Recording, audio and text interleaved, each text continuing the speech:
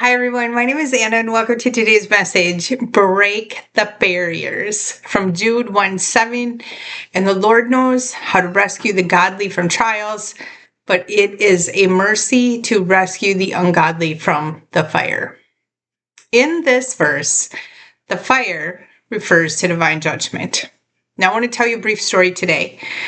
When I was a young woman, still in school, high school, I was severely bullied by another group of young women. Now, I'm not going to go into details, but it was so severe that I was physically assaulted while off of school grounds.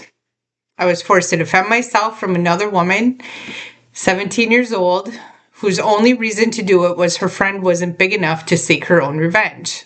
So she did it for her, simply because she was much bigger than me and thought she might teach me a lesson.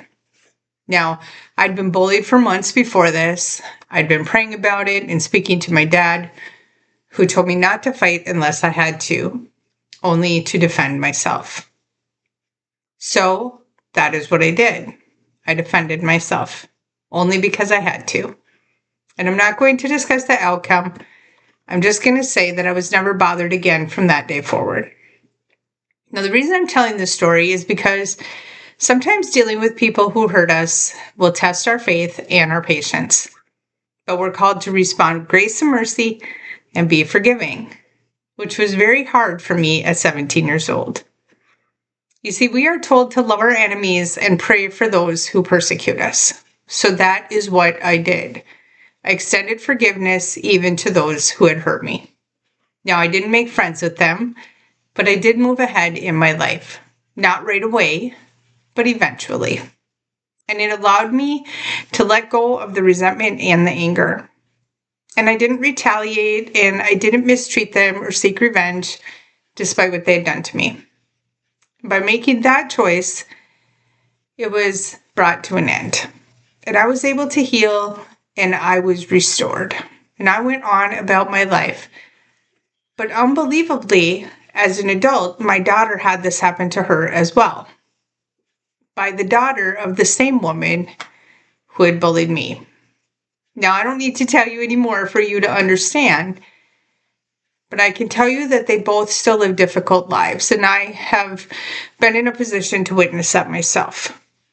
And this mom and I, we are now in our 50s, but they did not choose healing or restoration.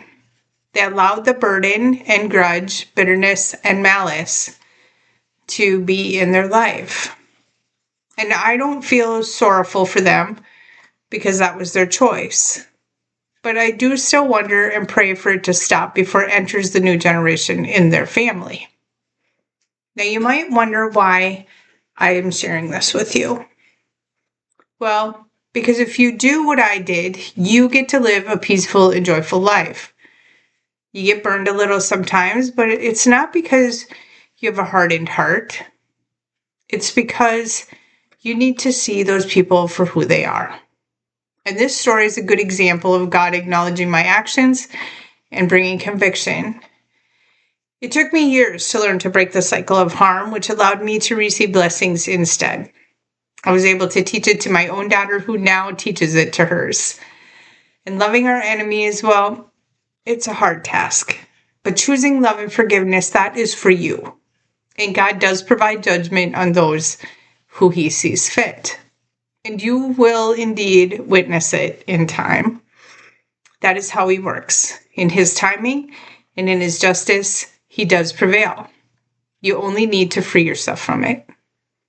So today's message is that sometimes the fire is not meant to destroy you, but to reveal others.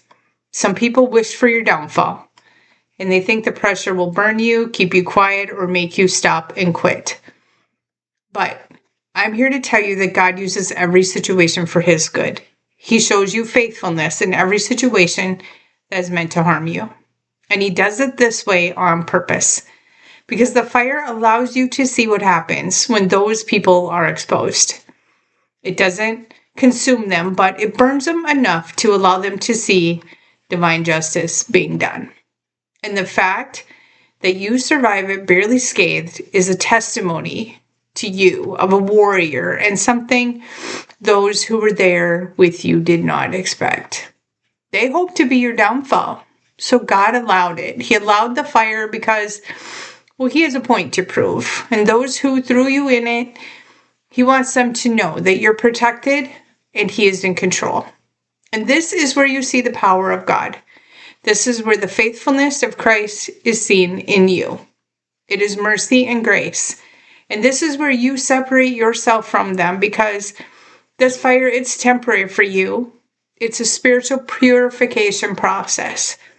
But for them, it could be eternal or consuming.